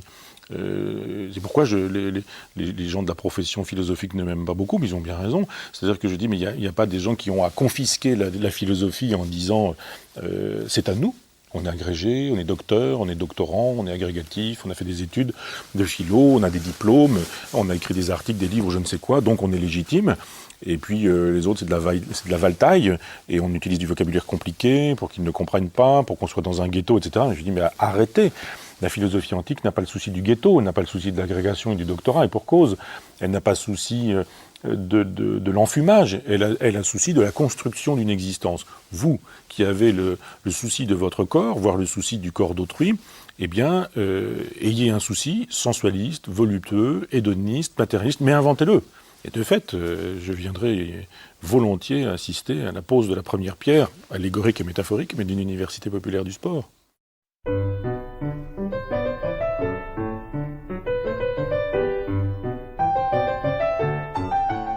Donc vous étiez grand, il y avait des élèves plus petits, vous sautiez plus haut que ceux qui étaient plus petits. Est-ce que cela ne peut pas conduire à essayer de compenser ces inégalités par des adjuvants le problème du dopage, par exemple. Est-ce que se doper ne serait pas légitime pour compenser une inégalité, entre guillemets, physique, naturelle ? Allons plus loin. Est-ce que cela ne peut pas conduire éventuellement à des interventions chirurgicales pour essayer de compenser des faiblesses en se greffant ou en ayant des appareils de substitution ? Parce que vous avez écrit un livre, Féerie anatomique, où vous élevez contre la morale ou les références à la morale judéo-chrétienne qui condamnent toute action sur le corps au nom d'une identité du corps, d'un corps naturel. Est-ce qu'on ne pourrait pas dire la même chose concernant ces pratiques sportives ? Oui, une remarque sur la question des inégalités a priori, le fait qu'il y ait des grands, des petits, des jeunes, des vieux, etc., fait qu'effectivement, ça devrait me permettre de plaider pour un sport nominaliste, c'est-à-dire pour chacun. En disant le problème, c'est pas la performance facilement obtenue par quelqu'un qui se foule pas, mais parce qu'il est bon, ça suffira, mais c'est le progrès que chacun aura fait. En disant, vous démarrez de ça, c'est-à-dire une espèce d'évaluation de chacun, on puisse dire, voilà, ce que vous pouvez faire, ce que vous savez faire, l'important c'est que vous fassiez mieux un peu plus tard. C'est pas que vous fassiez ça, c'est-à-dire que, parce que quand on avait, je me souviens, 1m62 en hauteur, quand on était, moi j'avais 16 ans quand je suis rentré en terminale, il y avait un barème et on dit, ce truc-là, ça vous vaut tant de points, et puis voilà. Ben non, on peut imaginer que si en début d'année on n'a pas progressé et qu'on est resté à une performance qui est correcte, eh bien c'est moins intéressant que si on est passé de pas grand-chose, mais à beaucoup plus que ce pas grand-chose, parce qu'effectivement il y aura une espèce de progrès sur soi-même. Donc ça, je pense que ça plaide pour un nominalisme dans le sport, ou pour un sport nominaliste ou un nominalisme sportif. Pour votre question, oui, moi je suis un défenseur je suis un technophile, moi je suis pas un technophobe du tout, et je pense que la technique peut faire au corps des choses que le corps ne fait pas. D'abord parce que je ne connais personne qui, quand il a un mal de tête, ne prend pas d'aspirine. Je ne connais personne qui, quand il a mal aux dents, ne va pas se faire une couronne chez un dentiste ou soigner sa carie. Je ne connais personne qui, voyant sa vue baisser, ne va pas chez l'opticien pour avoir des lunettes. Or, tout ça, c'est de la prothèse. La prothèse chimique qui fait qu'on va régler le problème d'un mal de tête, parce que peut-être on aura un problème de tension et qui fait qu'il faut fluidifier le sang chacun connaît l'histoire, qui fait qu'on a mal à la tête et qu'on peut ne plus avoir mal à la tête quand on aura pris de l'aspirine, qui fait qu'effectivement, quand on aura chaussé des verres de lunettes, on verra mieux alors qu'on ne voyait pas au préalable. Tout ça, c'est de la prothèse. Donc, on est contre la prothèse ou on est pour la prothèse. Maintenant, il faut nous dire à partir de quand on pourrait être pour, et puis il faudrait être contre à partir d'un moment. Lequel ? Moi, je ne suis pas contre le fait que chacun décide de sa vie en disant, après tout, moi j'ai envie de boire, j'ai envie de fumer, j'ai envie de me droguer, j'ai envie de prendre des substances hallucinogènes. Moi, je pense que le corps appartient à chacun, y compris les mauvais usages du corps. Si on a envie de se détruire et que, après tout, on n'est pas hédoniste. Épicure disait qu'il fallait savoir renoncer à un plaisir si on savait que ce plaisir devrait être payé d'un déplaisir quelque temps plus tard, et que parfois, renoncer à un plaisir générait un plaisir plus grand que d'y avoir consenti, simplement parce qu'on avait échappé à un déplaisir certain. Moi, je suis sur ces logiques-là. Des gens qui considèrent que le plaisir dans l'instant importe, et s'il doit être payé d'un déplaisir demain, demain c'est demain. Et puis qu'on verra bien. Donc c'est à chacun. Donc moi, je ne suis pas contre le fait que des gens aient le désir de prothèses qui mettent leur vie en danger. Donc quand je vois des cyclistes qui sont capables de se fabriquer une espèce de corps nouveau, avec des transfusions de sang, on réoxygène le sang, après ça des transfusions de produits qu'on utilise aujourd'hui en santé aussi, parce que ma compagne est dans une récidive de cancer, elle a des piqûres de PO, c'est mis au point aussi en amont, d'abord par les vétérinaires, ensuite par les entraîneurs sportifs, puis ça finit finalement dans le quotidien des gens, et fort heureusement. Donc moi je suis pour les prothèses. Je vois bien mon corps qui s'effondre, qui s'affaisse avec le temps, etc. Je vois bien que la chirurgie esthétique pourrait me permettre ceci ou cela. Ça m'intéresse pas, j'ai pas envie. Moi, j'assume. Je vais pas me teindre les cheveux, je vais pas me. Mais je comprends qu'on puisse le faire, qu'on puisse accéder à l'artifice pour pallier le défaut de la nature, et considérer que les limites de la nature ne peuvent pas être une punition ad vitam aeternam. Donc, je conçois très bien qu'on puisse accéder à des élargissements de soi-même avec des prothèses au sens large du terme. Donc il y a une part bionique, si vous voulez, dans l'homme. Je ne suis pas contre ça du tout. Maintenant, il faut savoir jusqu'où ça va. Et de fait, il y a des moments où le délire est grand de considérer que le fantasme est une espèce de surhumain, au sens pas nietzschéen du tout, mais enfin au sens futuriste du terme. Et quand je dis futuriste, je songe aux futuristes italiens, à Mafarca, cette espèce d'homme d'acier que Marinetti met en place en considérant qu'on devrait pouvoir associer du corps, de la chair et de l'acier, des billes d'acier, une espèce d'homme qui serait incorruptible, qui serait inaccessible à l'entropie et ce genre de choses. Bon, après, il y a du fantasme, il y a de l'immortalité. Edgar Morin écrivait sur la mort en disant qu'un jour on serait immortel parce que ceci, parce que ça. Je sais pas, quand j'avais lu ça, je me suis dit, oh là, quelle imprudence. Le corps, il est quand même si on a un corps immortel, il peut passer sous un camion. Et un corps immortel qui passe sous un camion, on fait comment, quoi? Si on est censé vivre 300 ans, 400 ans, et qu'on passe sous un camion, on ne peut pas restaurer. Non, donc il y a une finitude de la matière. Cette finitude, on peut la compenser, et puis vous avez des gens qui ont envie de la compenser avec des fantasmes extravagants d'immortalité, d'éternité, de déni de soi-même. Vous avez aussi des femmes de 80 ans. J'ai vu l'autre jour un reportage photo d'une femme qui était... C'est Titouan Lamazou qui fait aussi des photos comme ça assez impressionnantes, où on voit des femmes de 80... Alors, elle avait passé 90 ans, cette femme, et alors elle était bodybuildée, elle était refaite de partout. On ne lui donnait évidemment pas cet âge-là. Il y avait une espèce de refus de l'âge des artères, en considérant que finalement la vérité du corps, c'était plutôt l'apparence du corps. On était toujours dans une logique platonicienne. C'est-à-dire la matérialité du corps comptait pour peu, seul importait l'image, la virtualité de ce corps-là. Donc ce corps donnait l'impression d'être un corps de jeune femme, donc c'était un corps de jeune femme. Et non. Et on sait très bien que ce corps avait réellement engrammé l'âge de sa partenaire, mais de sa propriétaire. Donc c'est à chacun de voir jusqu'où il est prêt à aller, et puis il faut savoir que, science sans conscience n'est que ruine de l'âme, je dirais, on a tous bossé là-dessus au collège. Eh bien, cette phrase de Rabelais, elle est toujours d'actualité. L'idée que ce soit techniquement faisable ne suppose pas que moralement ce soit défendable.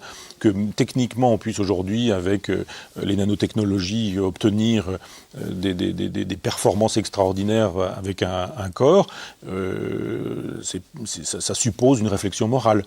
Que les nanotechnologies permettent d'apporter le produit d'une chimiothérapie très exactement à l'endroit de la tumeur, par exemple, je vois mal comment on pourrait s'interdire l'usage des nanotechnologies. Donc je suis technophile, biophile. Je pense que les technophobes, ils sont technophobes, l'affaire est réglée, c'est un autre débat, mais qu'en même temps, il faut penser la question en termes de biophilie et de thanatophilie. J'emprunte ces deux expressions à Eric Fromm, un psychanalyste freudo-marxiste qui m'intéresse. Il y a des biophiles et il y a des thanatophiles. Si la question de la biotechnologie est indexée sur la thanatophilie, c'est la pire des choses. Si elle est indexée sur la biophilie, alors c'est la meilleure des choses.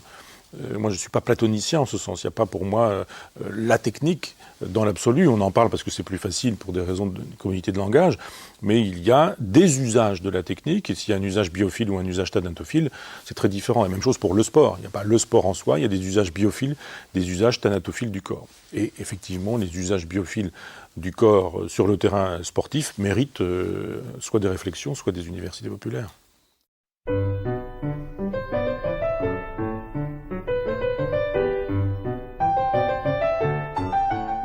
Nous avons un peu les stades que nous méritons. Le stade n'est évidemment pas un sanctuaire qui serait à l'abri des enjeux de la société, des contradictions de la société. Et si on parle de ces stades, j'imagine que vous y allez très rarement, et ces stades, c'est aussi le lieu, au fond, du triomphe du cerveau reptilien dont vous parlez tout à l'heure. Que vous inspire ce grand spectacle sportif tel qu'il se réalise dans l'enceinte du stade, spectacle au sens presque situationniste du terme? C'est très hystérique. Hein. Moi, je n'ai jamais mis les pieds dans un stade, en dehors des moments où j'étais obligé, pour des raisons scolaires, que vous imaginez, après, jamais plus. Si j'ai payé mes études en travaillant dans un journal, donc il m'arrivait de temps en temps d'aller faire quelques photos sur le stade local, mais bon, je n'y mets vraiment jamais les pieds. C'est quand même le lieu de l'hystérie. Et effectivement, vous avez raison. Les gens disent « Ah, la violence rentre à l'école, la violence rentre dans les stades ». Pourquoi la société, ce sont les stades, ce sont les écoles, et il n'y a pas de raison qu'il y ait des sanctuaires comme ça, où, comme par hasard, à l'école, il n'y aurait pas de violence, alors qu'il y a de la violence partout tout autour. Comme par hasard, dans les stades, il n'y aurait pas de violence. Alors on se dit, ben voilà, on a le fantasme du carcéral. Donc on va entourer de barbelés, il y aura des gendarmes, il y aura des flics, il y aura de la police, il y aura des militaires, il y aura des contrôles de papier. Et puis cette violence, elle s'arrêtera à l'entrée des stades, et dans le stade, il n'y aura plus de violence, puisqu'on est dans la sublimation de la violence. Je ne crois pas que ça puisse fonctionner comme ça. Effectivement, l'époque est hystérique. Et donc, moi je suis toujours très étonné quand j'aperçois des choses à la télévision. Je suis un grand consommateur d'informations, donc il y a toujours la partie sportive dans les informations. Et d'ailleurs, le dimanche soir, c'est pas compliqué, toutes les informations nationales laissent la place aux informations sportives. C'est intéressant de savoir quel club de foot a je ne sais quoi. Et ce qui est toujours étonnant, c'est de voir le comportement de crétin fini de 9 fois sur 10 quand quelqu'un a marqué un but. C'est sidérant. Je dirais, il faudrait faire une anthologie des plans de ces gens qui mettent une vessie dans un truc sur un... Voilà, bon, ils ont mis un but, c'est bien, c'est important, ils ont gagné beaucoup d'argent,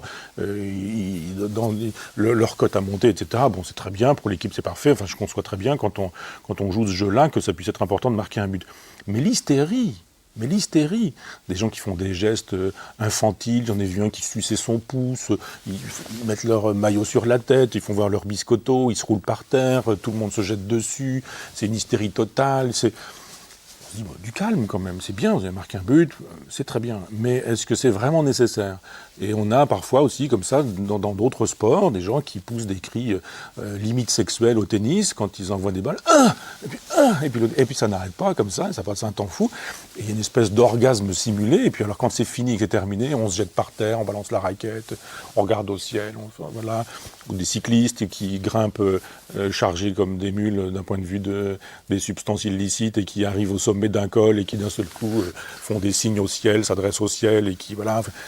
Je me dis quand même, c'est singulier tout ça, c'est singulier. Alors il y a des sports plus hystériques que d'autres, il y a des gens plus hystériques que d'autres. Alors je comprends, il y a des gens qui ont investi des années pour une performance un jour donné, Jeux Olympiques ou je ne sais quoi, et on voit par exemple les touches au moment de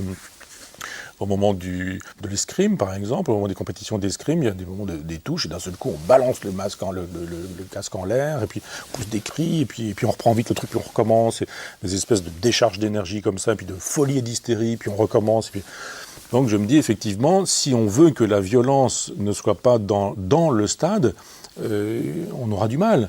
Alors ça, c'est pour ceux qui pratiquent, il y a maintenant ceux qui regardent, et qui sont dans une espèce de... Alors bon, Gustave Le Bon a écrit tout ça très bien sur la psychologie des foules, en disant une foule ça pense pas, une foule c'est susceptible d'être informé au sens étymologique par le discours ou la sollicitation d'un seul, d'un individu, d'une figure qui est le tyran, la foule et la masse aspirent au dictateur, ou ce genre de choses. Freud pompe tout ça de manière considérable dans le moi et le ça, dans les pulsions, etc. Mais... On sait très bien, effectivement, qu'il y a des identifications allégoriques ou symboliques, et que quand l'équipe de France joue contre l'équipe d'Algérie au football, ce sont pas 11 personnes qui jouent au foot, hein, c'est ça, 2 fois 11, d'un seul coup j'avais peur de dire une bêtise, mais 2 fois 11 personnes qui s'affrontent, mais que c'est l'histoire de France qui s'oppose à l'histoire d'Algérie, et que c'est aussi l'histoire contemporaine de la France et l'histoire contemporaine de l'Algérie qui s'affrontent, et que dans la logique Horace Curias, on a là une espèce de combat qui est presque le combat entre les fils et petits-fils de gens qui ont été colonisés en Algérie, et puis les fils et petits-fils des colons, ou éventuellement des gens qui ont été envoyés pour les entreprises de pacification, cette fameuse guerre d'Algérie, et on se dit, effectivement, le football compte pour peu. C'est une espèce de révélateur de l'état psychique dans lequel se trouvent des nations, par exemple, quand les gens s'opposent, ou des individus quand des individus s'opposent. Mais on ne fait plus aujourd'hui, quand on est dans l'international, l'économie du fait qu'un individu est une incarnation d'une nation. Alors bon, je veux bien que l'équipe de France de football soit composée de gens qui ne chantent pas la Marseillaise au moment où la Marseillaise est chantée, au moment où le drapeau français est levé, au moment où ils sont là, une équipe de France, et que ça ne les intéresse pas qu'ostensiblement, ils font bien voir qu'ils ont la bouche bien serrée, qu'ils ne chanteront pas l'hymne, etc. On voit bien que les enjeux débordent le sport. Et que, pour revenir à ce que je disais précédemment, c'est l'éthologie qui fait la loi. On est vraiment dans une logique éthologique, là. C'est le mal dominant avec le mal dominé qui veut montrer au mal dominant qu'il est susceptible lui aussi d'être dominant, et qui, comme les animaux font un petit pipi, un petit caca pour délimiter un territoire, et bien là, envoyer le ballon dans le filet, c'est l'équivalent de déposer un excrément, parce qu'on aura marqué le territoire de l'autre, on aura possédé l'autre, voilà pourquoi on est dans une espèce de jouissance, voilà pourquoi on fait la roue, voilà pourquoi on parade, voilà pourquoi on gonfle des sacs comme ça, et que ce que font les sportifs qui viennent d'envoyer une balle dans un filet, eh bien, est assimilable au comportement des mâles dominants qui montrent qu'ils sont des mâles dominants par des gestes assez extravagants. Des singes font voir leur derrière tout rouge, et bien certains sportifs mettent le doigt dans la bouche de manière très régressive en faisant 3-4 fois le tour pendant qu'ils se font acclamer par le public. Alors il y a aussi probablement cette chose-là, l'idée que vous ayez des milliers de personnes qui, comme un seul homme, sont capables d'acclamer quelqu'un qui aura commis ce forfait, qui aura commis ce genre d'exploit extraordinaire d'avoir envoyé un ballon dans les filets. Et vous êtes devenu d'un seul coup le héros planétaire, le héros mondial. Et on sait très bien que quand vous avez une Coupe du Monde et que le monde entier regarde quelqu'un, eh bien, vous savez que votre pied est en train de faire l'actualité des 3/4 de la planète au moment où ça a lieu, au moment réel. Donc on comprend que ça puisse, chez des gens fragiles ou chez des gens hystérisés, générer des comportements qui, pour moi, relèvent plus du zoo que de l'humanité.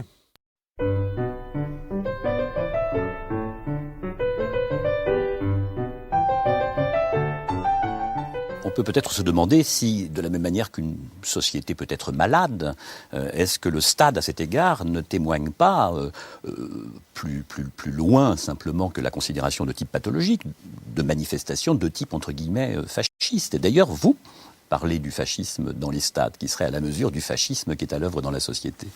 Oui, le fascisme, entendons-le, comme Reich le nomme, enfin, quand il fait l'analyse dans Psychologie de masse du fascisme, il dit voilà, la foule, qui est une communauté d'individus séparés, elle se trouve constituée et informée au sens étymologique, c'est-à-dire on lui donne sa forme à partir d'un dictateur, à partir d'un homme qui est l'homme providentiel. C'est-à-dire que quand vous avez effectivement des individus qui peuvent être divers et multiples, c'est-à-dire d'un gradin à l'autre, on peut avoir le patron et son employé, on peut avoir quelqu'un de très riche et quelqu'un de très pauvre, on peut avoir un homme de droite, un homme de gauche, éventuellement un homme d'extrême droite, un homme d'extrême gauche. Je crois savoir que Olivier Besancenot communie dans cette religion-là exactement de la même manière que Jean-Marie Le Pen sur le football ou ce genre de choses.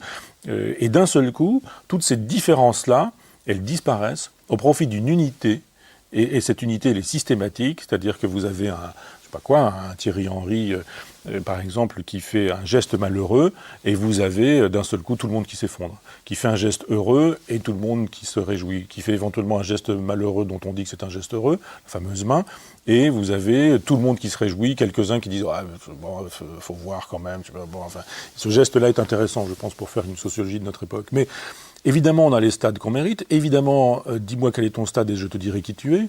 Pour une civilisation, pour une culture, pour une nation dans un moment donné. Alors ça peut marcher pour un village ou pour un endroit. On sait très bien qu'entre Marseille, par exemple, et le PSG, le PSG, il n'empêche que voilà, il y a une sociologie tout à fait particulière et on sait quel village ça cristallise. On sait après que vous avez la France, puis après vous avez l'Europe, et puis après vous avez les Blancs, et puis après vous avez les pas Blancs, et puis etc. Donc tous ces jeux-là se font, engagent l'humanité tout entière, plus que l'humanité, puisque en gros on engage l'animalité de l'humanité. Et si fascisme il y a, c'est effectivement dans cette capacité à fondre dans un même creuset, dans un unique creuset, cette diversité qui tout le temps résiste, cette hétérodoxie qui tout le temps, ou cette hétérogénéité qui tout le temps résiste, pour faire enfin une communauté. Tout le monde est d'accord sur ce qu'est le beau geste, le bon geste, le mauvais geste, sur ce qu'il faut faire, ce qu'il ne faut pas faire, sur ce qui va nous réjouir, sur ce qui va nous désespérer.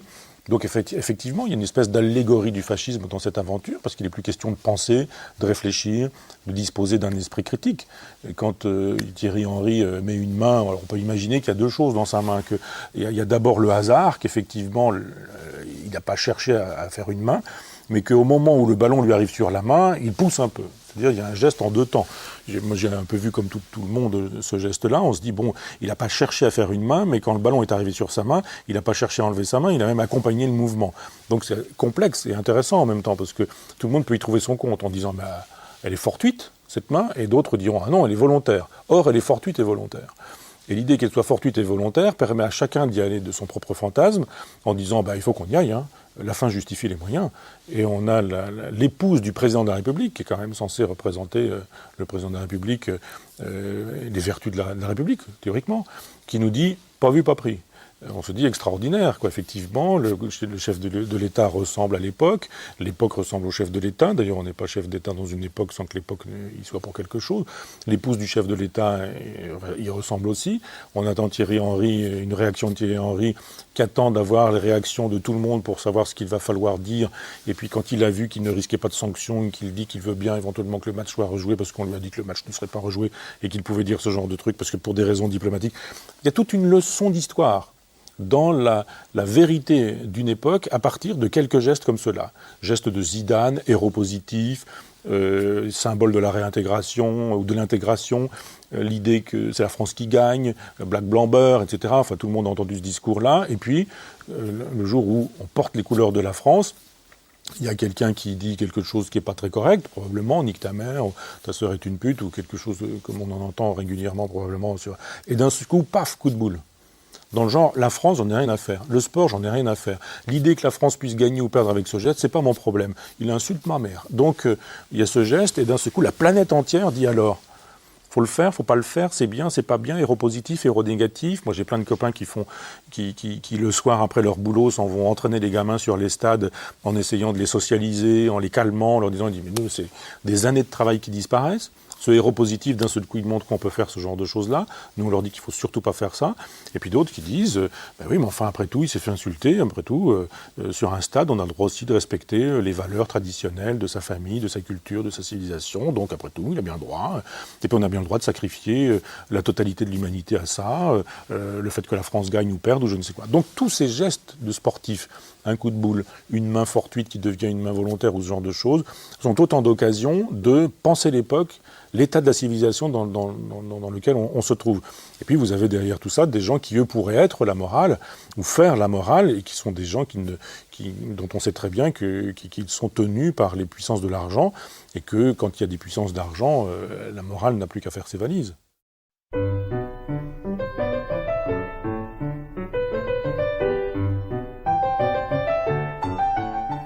Cette dimension reptilienne existe, bien sûr, mais de la même manière qu'il y a des passions tristes et des passions joyeuses, il y a peut-être l'existence de communautés d'enthousiasme. Et de ce point de vue-là, la communion des spectateurs, elle n'est pas forcément analysée en termes fascistes. Comme lorsque tout à l'heure, vous parliez du spectateur ou même du joueur qui implore le ciel. Est-ce que le spectacle, à ce moment-là, n'est pas un fait social total, au sens où en parle Marcel Mauss, qui inclut tout, y compris la sollicitation du surnaturel?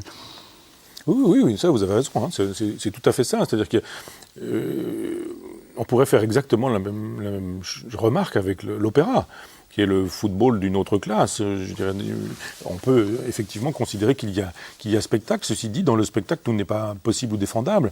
J'entends, moi, des chasseurs qui défendent la chasse. Je déteste la chasse. Enfin, je suis biophile.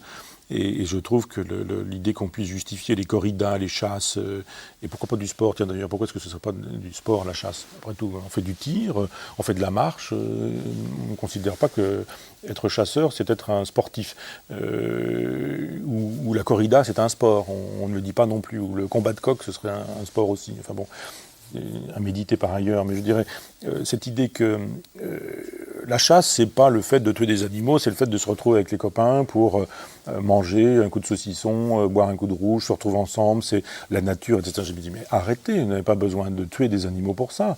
Donnez-vous rendez-vous, et puis ouvrez votre bouteille de vin, et puis allez faire des sorties dans la nature, et pourquoi vous habiller comme des paramilitaires ou des militaires ou comme des gens qui vont faire la guerre ou je ne sais quoi. Pourquoi tout ça?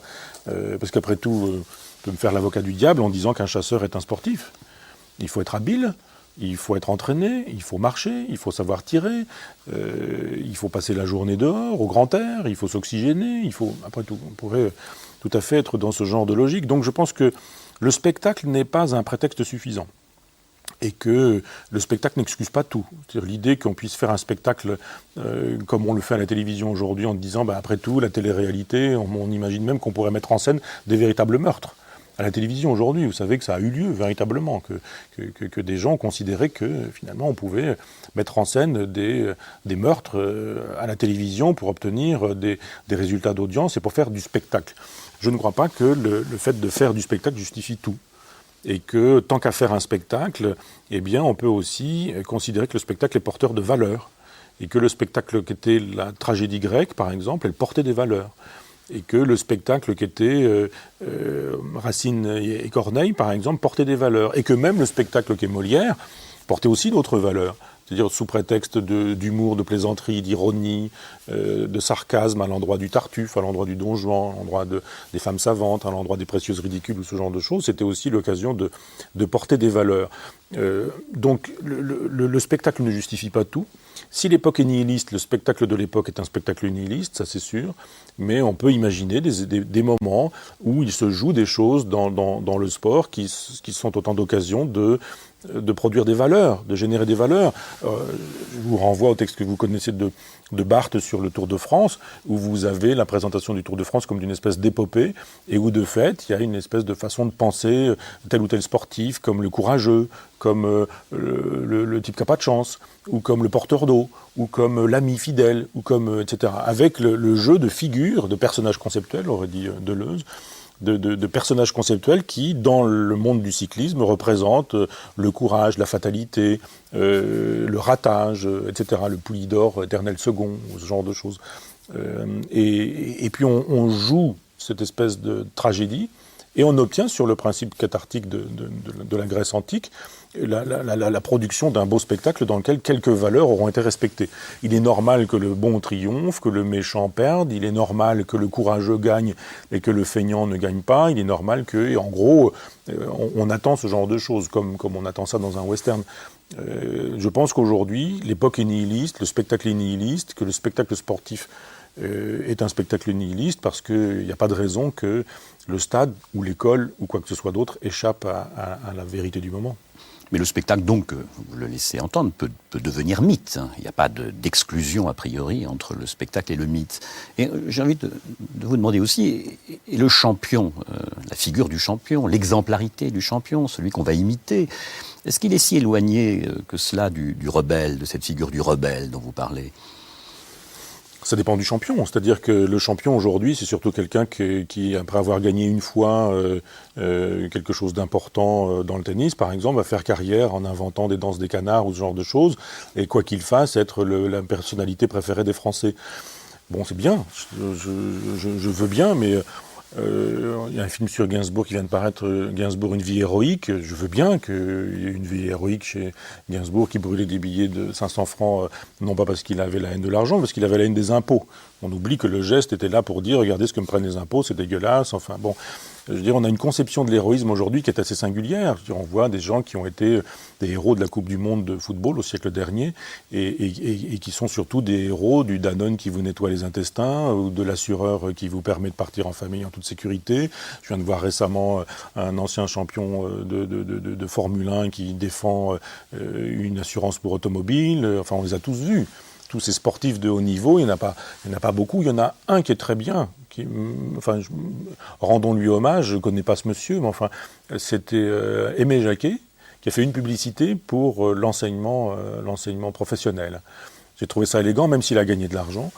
J'ai trouvé très bien que cet homme, étant ce qu'il était, ait pu dire « je fais une publicité, celle-ci, parce que je crois à la nécessité de promouvoir l'enseignement professionnel ». Et puis plus rien du tout. Bon, des héros aujourd'hui qui sont surtout des héros de la publicité, des héros de la marque qui vendent des chaussures, des casquettes, des vélos, des voitures, des cendriers, des parapluies avec leur nom, qui ont une entreprise, qui font du business. C'est pas la conception que je me fais de l'héroïsme. Et dernière question, que vous inspire la devise olympique Situs, Altus, Fortus, plus vite, plus haut, plus fort? C'est une devise, c'est-à-dire que par définition c'est une espèce de cache-sexe qui fait plaisir parce que ça permet de cacher la vérité de ce qui est, c'est liberté, égalité, fraternité, la République, etc. Et on se dit mais tout ça est très bien. On sait très bien que la République n'est pas très libertaire, qu'elle n'est pas très égalitaire, qu'elle n'est pas très fraternelle. On peut imaginer aussi que la devise olympique, elle n'est pas aussi vraie que ça dans ce qui a lieu. Alors qu'il y ait eu un idéal olympique, que cet idéal olympique, comme par hasard, soit d'un baron, Pierre de Coubertin, que ça naisse dans une époque où effectivement l'aristocratie disparaisse au profit de la naissance de la bourgeoisie, c'est-à-dire la fin d'un monde où il y avait des valeurs de la noblesse, où le sang bleu ça signifiait quelque chose, où effectivement il y avait un savant mélange de curés, de sportifs et de militaires pour la grandeur de la France, pour la grandeur de la nation, la grandeur de la patrie, la grandeur coloniale, la grandeur de l'Empire. Montrer que finalement les Blancs, chrétiens, civilisés, étaient capables, comme à l'époque d'Athènes et pas de Sparte, mais d'Athènes, ça a un sens de se réclamer d'Athènes et pas de Sparte dans cette aventure, était là pour montrer la vérité de l'olympisme dans lequel l'important ce serait de participer. Et vous vous dites, non, c'est pas vraiment exactement ce qui s'est passé. Et le temps passant, on s'aperçoit que dans l'olympisme, l'important n'est pas forcément d'aller plus haut, plus vite, plus loin, etc. Encore que, on peut imaginer que ce soit ce désir-là qui soit manifeste, alors que la vérité serait plutôt dans le fait qu'il faudrait aller vers la performance parce qu'elle serait susceptible d'amener des gens devant son téléviseur, parce qu'elle serait susceptible d'amener des sponsors devant le spectacle et l'idée qu'on peut faire beaucoup d'argent, et dans cette aventure, toucher un maximum de gens pour écrire une histoire qui sera une histoire finalement dans laquelle il y aura beaucoup d'argent, il y aura beaucoup de compromissions, il y aura beaucoup de dopage, de choses cachées, il y aura beaucoup de ce genre de choses. La preuve, c'est que il suffit de regarder comment les Jeux Olympiques et les Jeux Paralympiques sont cachés, sont honteux. Il y a des Jeux paralympiques, on dit mais on va les couvrir exactement de la même manière. Mon œil, j'aimerais qu'un sociologue puisse faire ce travail et montrer comment on couvre les Jeux olympiques prétendument dignes de ce nom, et puis les Jeux paralympiques. C'est-à-dire comment on ne fait pas voir des gens qui manquent une jambe, des gens qui n'ont pas Dieu, des gens qui sont dans des chaises roulantes, des gens qui ça se fait pas voir, ça se vend pas, ça c'est pas positif, c'est pas du héros moderne. Ce sont des victimes, ce sont des gens qui ont été malades, qui ont été accidentés, ce sont des victimes de la vie, ce sont des gens qui sont amputés, qui sont fractionnés. La vérité du sport, elle est là. Elle est dans le fait que si vraiment la devise olympique était ce qu'elle dit, si vraiment le sport était ce qu'on nous dit, alors effectivement on aurait bien plus d'égard pour le sport pratiqué par les handicapés, qui est un sport qu'on cache. Moi je ne regarde pas les chaînes sportives, peut-être que sur les chaînes sportives on montre ce sport-là, mais dans les chaînes généralistes, qui sont celles que je vois et dans lesquelles on voit le moindre détail des Jeux Olympiques d'hiver, des Jeux Olympiques d'été ou je ne sais quoi, on ne connaît pas le nom d'un personnage qui aurait gagné telle compétition, telle épreuve en étant handicapé. Donc je pense qu'il faut arrêter les grands discours de l'olympisme de Coubertin, regarder la vérité des choses. Quand un corps n'est pas performant au top niveau comme il devrait l'être, c'est un corps qu'on cache, c'est un corps qu'on masque, c'est un corps qu'on ne veut pas voir. Parce que la domination du capitalisme avec le beau corps performant, huilé comme une machine, bien graissé, capable de faire des choses extraordinaires, c'est ce qui intéresse la foule. Et ce qui intéresse la foule, c'est pas que quelqu'un ait réussi après avoir été je sais pas quoi, accident de la route, perdu de jambes, de parvenir à faire des choses extraordinaires sur son terrain. Parce que là, pour le coup, c'est pas la performance qui importe. Peut-être que ces gens-là sont des vrais nominalistes. Peut-être que ce sont eux les inventeurs du sport nominaliste. Parce qu'ils se proposent à eux-mêmes quelque chose qu'ils obtiennent, et qui est un challenge personnel, et que tout ce qui se passe à côté, dans le genre argent par argent, sponsor pas sponsor, médaille pas médaille, c'est pas ça qui est important. Peut-être que la vérité du sport est dans ses marges. Ces marges, c'est ces marges-là.